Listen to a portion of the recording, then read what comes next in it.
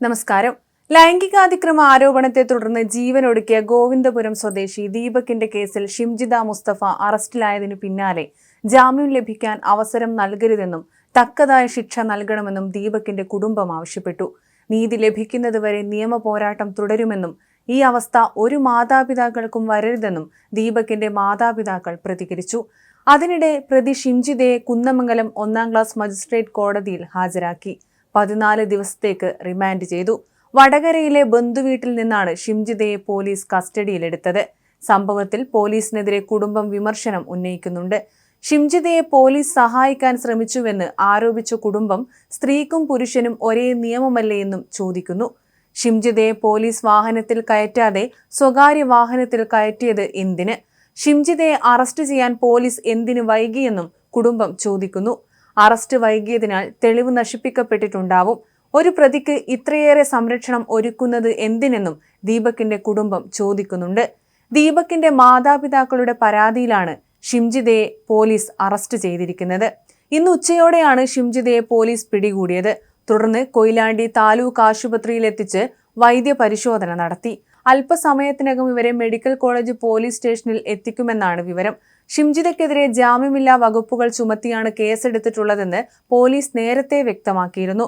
Kozhikode medical college police ഷിംജിതയ്ക്കായി lookout notice പുറപ്പെടുവിച്ചിരുന്നു. ഷിംജിത കോഴിക്കോട് ജില്ലാ കോടതിയിൽ മുൻകൂർ ജാമ്യാപേക്ഷ നൽകിയിരുന്നു.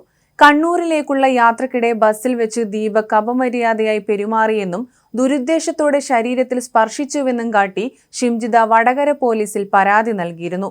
ലൈംഗികാതിക്രമം നടത്തിയെന്ന് ആരോപിച്ച് യുവതി ദീപകിനെതിരെ സമൂഹ മാധ്യമത്തിൽ വീഡിയോ പങ്കുവെക്കുകയും ചെയ്തിരുന്നു. ഇത് വലിയ രീതിയിൽ പ്രചരിക്കുകയും ചെയ്തിരുന്നു.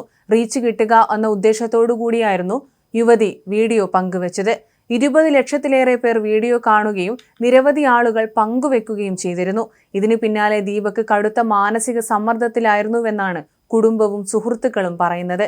കഴിഞ്ഞ ജനുവരി 18-നാണ് ദീപക് ജീവനൊടുക്കിയത്. ലൈംഗികാതിക്രമം നടന്നതായി ആരോപിക്കപ്പെടുന്ന പയ്യന്നൂരിലെ ബസ് ജീവനക്കാരുടെ മൊഴി പോലീസ് ഉടൻ രേഖപ്പെടുത്തും. ബസ്സിലെ CCTV ദൃശ്യങ്ങൾ കഴിഞ്ഞ ദിവസം പോലീസ് ശേഖരിച്ചിരുന്നു. ബസ്സിനുള്ളിലേക്ക് ദീപക് കയറുന്ന ദൃശ്യങ്ങൾ CCTVയിൽ കാണുന്നുണ്ട്. എന്നാൽ തിരക്ക് കാരണം പിന്നീട് ദീപകിനെയോ ഷിംജിതയെയോ കാണുന്നില്ല. ബസ്സിനുള്ളിൽ ദീപക് ഷിംജിതയോട് മോശമായി പെരുമാറിയതായി അറിയില്ലെന്ന് ബസ് ജീവനക്കാർ മാധ്യമങ്ങളോട് പറഞ്ഞു. ബസ്സിൽ അതുമായി ബന്ധപ്പെട്ട് യാതൊരു സംഭവവും നടന്നിട്ടില്ല എന്നാണ് പറയുന്നത്. നിയമ നടപടികൾ പുരോഗമിക്കവേ ദീപകിന്റെ കുടുംബം തങ്ങളുടെ പോരാട്ടം തുടരുമെന്ന ഉറച്ച നിലപാടിലാണ്.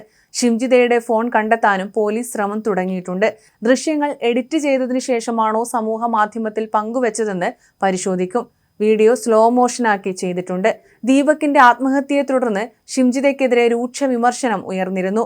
റീച്ചിന് വേണ്ടി പെൺകുട്ടികൾ നടത്തുന്ന ഇത്തരം വീഡിയോകൾ ഇനി ഒരാളുടെയും ജീവൻ എടുക്കരുത്. ഷിംജിതയ്ക്ക് തക്കതായ ശിക്ഷ തന്നെ നൽകണമെന്നാണ് കേരളത്തിന്റെ പൊതുവികാരം.